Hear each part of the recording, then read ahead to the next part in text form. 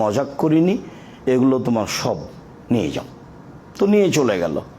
তোমাকে সন্তুষ্ট করার জন্য যদি এই কাজটা করে থাকি, তাহলে আজকে এই গর্তের মুখ থেকে পাথরটা সরিয়ে দাও। তো আল্লাহ বললেন ঠিক আছে, কিছু দিলাম। তৃতীয় জন বলল, আমি আমার চাচাতো বোনের সাথে অন্যায় করতে চেয়েছিলাম। সে মনে করেছিল আমি গরিব মানুষ, টাকা উপার্জন করতে পারবো না, তাই বলেছিল 100টি স্বর্ণ মুদ্রা লাগবে, অন্যায় রাজি থাকব।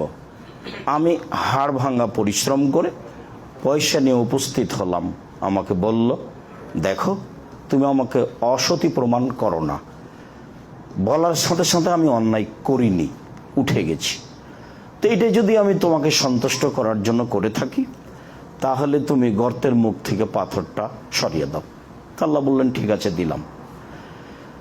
মধ্যখানে একটা কথা বারবার জাগছে, এই অংশে এসে আপনাকে বলে রাখি।